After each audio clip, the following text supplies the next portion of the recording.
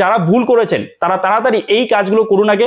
100% solution পেয়ে যাবেন যে কিভাবে এই মনিটাইজেশন ডিসেবল হচ্ছে, কিভাবে আপনি এটা ঠিক করবেন। তো চলুন video, welcome back to our channel. তো এই মুহূর্তে ফেসবুক ক্রিয়েটরদের জন্য একটা খুবই খারাপ আপডেট রয়েছে, কারণ বর্তমানে প্রচুর পেজ, প্রচুর প্রোফাইলে মনিটাইজেশন ডিসেবল করে দেওয়া হয়েছে।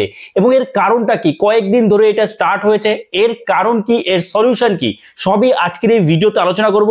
এবং আপনারা 100% সলিউশন পেয়ে যাবেন যে কিভাবে এই মনিটাইজেশন ডিসেবল হচ্ছে, কিভাবে আপনি এটা ঠিক করবেন। তো চলুন দেরি না করে শুরু করা যাক। এই যে মনিটাইজেশন ডিসেবল হচ্ছে, আপনাদের কিন্তু ঠিক এই রকম লেখা দেখাচ্ছে। কিরকম লেখা দেখাচ্ছে? প্রথমত your ability to earn is limited, এরকম লেখা দেখাচ্ছে। আর দ্বিতীয়ত your profile lost access to some monetisation tools, এইরকম দেখাচ্ছে। তো এটা কেন দেখাচ্ছে? কারণ এটা আসার পরেই কিন্তু আপনার মনিটাইজেশন পুরোপুরি ভাবে ডিসেবল হয়ে গেছে। সেটা যে কোনো মনিটাইজেশন হোক, কন্টেন্ট মনিটাইজেশন হোক আর যা কিছু হোক। তো যদি এরকম ডিসেবল হয়ে যায়, আপনি তো এক পয়সাও ইনকাম করতে পারবেন না ফেসবুক থেকে। তাহলে এবার আপনার কি করণীয়? আপনি বুঝতেই পারছেন না আপনার ভুলটা কি। দেখুন, ভালো করে দেখুন। প্রথমত যেটা রয়েছে, your ability to earn is limited, এখানে কি লেখা রয়েছে যে your profile lost access to some monetization tools because your content was flagged by our technology. If you are flagged again, you could lose access permanently. মানে আপনার যে content, সেটা একটা ভিডিও হতে পারে, একটা ইমেজ হতে পারে, একটা টেক্সট হতে পারে, বা কোনো স্টোরি হতে পারে। যে কোনো কন্টেন্ট, এমন কন্টেন্ট আপনি ফেসবুকে আপলোড করেছেন যেটা ফ্ল্যাগ কন্টেন্টের মধ্যে পড়েছে, বা যেটা ফেসবুকের পলিসির এগেইনস্টে রয়েছে। তো এরকম ফ্ল্যাগ কন্টেন্ট যদি আপনি আপলোড করে থাকেন, তাহলে কিন্তু এই রকম সমস্যা হবে। এবং আরেকটা সলিউশন অবশ্যই বলবো, আরেকটা যেটা রয়েছে, your profile lost access to some monetisation tools. এবং এখানে কি বলা হয়েছে, your profile's activity does not follow our rules around original content, see what your option are to regain access. অর্থাৎ আপনি এমন কোনো কন্টেন্ট আপলোড করেছেন যেটা ফেসবুকের যে পলিসি রয়েছে সেই পলিসির বিপক্ষে যাচ্ছে বা পলিসির এগেইনস্টে যাচ্ছে। যেমন ধরুন, আপনি হয়তো একই ভিডিও বারবার করে ছেড়েছেন, এবং এই ভুলটাই অনেকে করেন। মানে আপনারা ঠিক বুঝতেই পারেন না যে আপনি ভাবেন যে আমি তো আমার নিজের ভিডিও আপলোড করছি, সে দুবার আপলোড করলে কি সমস্যা? হ্যাঁ, সমস্যা।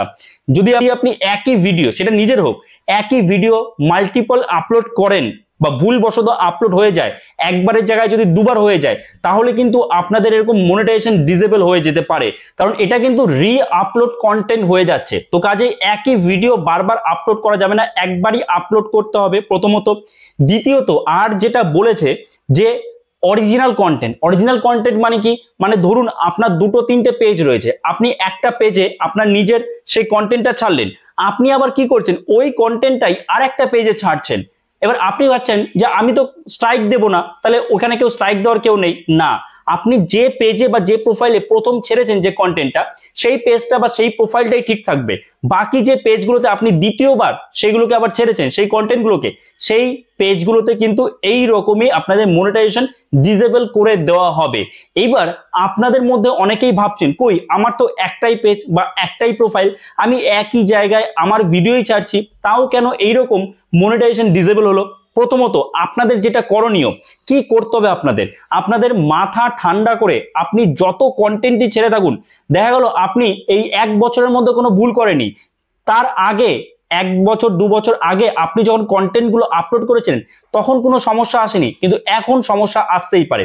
তো আপনাকে প্রত্যেকটা কন্টেন্ট, যত কন্টেন্ট আপনি আপলোড করেছেন, সবার প্রথম আপনাকে দেখতে হবে যে সেই কন্টেন্ট গুলোর কোনো কন্টেন্ট আপনি দুবার আপলোড করেছেন কিনা, অর্থাৎ রি আপলোড করেছেন কিনা। যদি করে থাকেন, তাড়াতাড়ি করে ডিলিট করুন। প্রথম কাজ এইটা। যদি আপনার এখনো পর্যন্ত ডিসেবল নাও হয়ে থাকে মনিটাইজেশন, তবুও ডিলিট করুন, কারণ এখন আসেনি, 2 দিন পরেও কিন্তু আপনার মনিটাইজেশন ডিসেবল হয়ে যেতে পারে। তো সবার প্রথম কাজ আপনাদের কন্টেন্ট, যে কন্টেন্টগুলো দুবার করে আপলোড হয়েছে, সে ভুলও হতে পারে, যেভাবেই হোক, আপনারা সেই সেম কন্টেন্ট ডিলিট করুন। প্রথম কাজ এইটা। দ্বিতীয়ত আপনারা যেটা করবেন সেটা হচ্ছে যে কন্টেন্টগুলো ফেসবুকের পলিসির বিপক্ষে যাচ্ছে। ফেসবুকের অনেক পলিসি আছে, সেগুলো মেনেই কিন্তু কন্টেন্ট আপলোড করতে হয়। যেমন ধরুন, আপনি এমন কোনো কন্টেন্ট আপলোড করতে পারবেন না যেখানে আপনি গালিগালাজ করছেন, কাউকে থ্রেট দিচ্ছেন, এইরকম কোনো কন্টেন্ট আপলোড করা যাবে না।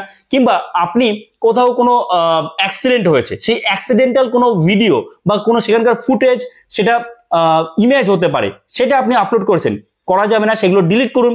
এছাড়া আরো যেমন আপনারা ভুল করতে পারেন, ধরুন এমন একটা টপিক, যে টপিকের উপর আপনি কন্টেন্ট বানিয়েছেন এবং সেই টপিকটা বিতর্কিত টপিক নিয়ে আপনি কন্টেন্ট কখনোই ফেসবুকে আপলোড করবেন না। তো বিতর্কিত কন্টেন্ট নিয়ে যদি কোনো কন্টেন্ট আপলোড করা থাকে, অবশ্যই তাড়াতাড়ি করে ডিলিট করুন। এবার যারা এইগুলোর মধ্যে কোনোটাই করেননি, কিছুই বুঝতে পারছেন না যে আমি তো আমার অরিজিনাল কন্টেন্ট দেই, আমার নিজের কন্টেন্ট দেই, আমি ফেসবুকের সব পলিসি মেনে কাজ করছি, তাদের কোনো চিন্তা নেই, এটা তাদের জন্য একটা টেকনিক্যাল ফল্ট। আপনার প্রোফাইল বা পেজে কোনো ভুল না থাকে, ফেসবুক অটোমেটিক্যালি সেটা ঠিক করে দেবে, তারা নিশ্চিন্তে থাকুন। কিন্তু যারা ভুল করেছেন তারা তাড়াতাড়ি এই কাজগুলো করুন। আগে ভিডিও ডিলিট করুন, যে ভিডিওগুলো পলিসির এগেইনস্টে যাচ্ছে সেগুলো ডিলিট করুন। এবং ডিলিট করার সাথে সাথেই কিন্তু এটা ঠিক হবে না, এটা ঠিক হতে কিন্তু সর্বোচ্চ 1 বছর সময় লাগতে পারে, আবার কখনো কখনো 2 মাসও হয়ে যায়, 3 মাসে হয়ে যায়। এটা কেউ বলতে পারবে না যে কখন ঠিক হবে। ঠিক হয়ে যাবে যদি আপনি এই কাজগুলো করেন ঠিক মতো। এবং আরেকটা বিষয়, হয়তো আপনাকে মনিটাইজেশন টুল ফেরত দেওয়া হলো, মানে আপনার আর্নিং হচ্ছে, কিন্তু আপনার সেই যে প্রোফাইলের স্ট্যাটাস থাকে বা পেজ স্ট্যাটাস থাকে, সেখানে কিন্তু এইরকম দেখে, বা মনিটাইজেশন স্ট্যাটাস থাকে, সেখানে কিন্তু এরকম দেখাতে পারে সর্বোচ্চ 1 বছর অবধি। আপনার হয়তো আর্নিং হচ্ছে, কিন্তু সর্বোচ্চ 1 বছর অবধি এরকম দেখাতে পারে, অথবা সর্বোচ্চ 1 বছর অবধি আপনার আর্নিংও বন্ধ হতে পারে। আপনি যত তাড়াতাড়ি পারবেন এই কাজগুলো করুন। এবং আরেকটা কাজ করবেন অবশ্যই, সেটা হচ্ছে লাইভ আসার চেষ্টা করুন। আপনি রেগুলারলি লাইভ আসুন একটা নির্দিষ্ট টাইমে, কারণ আপনি যখন লাইভ আসবেন তখন কিন্তু ফেসবুক ধীরে ধীরে বুঝবে যে এই যে কন্টেন্ট ক্রিয়েটার, সে একদম অরিজিনাল কন্টেন্ট ক্রিয়েটার, সে নিজের কন্টেন্ট আপলোড করছে। তখনই আপনার সেই পেজ বা প্রোফাইলের রিচ বাড়িয়ে দেবে, আর রিচ বেড়ে গেলে খুব তাড়াতাড়ি আপনার এই সমস্যার সমাধান হয়ে যাবে। ওকে, সো আশা করি আপনারা বুঝতে পেরেছেন। কোনো ভিডিওটা এখানেই শেষ করছি। আশা করছি এই ভিডিওটা আপনার জন্য যথেষ্ট হেল্পফুল হয়েছে। তো অবশ্যই একটা লাইক করে দেবেন, চ্যানেলে নতুন হয়ে থাকলে চ্যানেলটাকে সাবস্ক্রাইব করে আমাদের পাশে থাকবেন। তো চলুন, দেখা হচ্ছে নতুন কোনো ভিডিওতে। সবাই ভালো থাকবেন।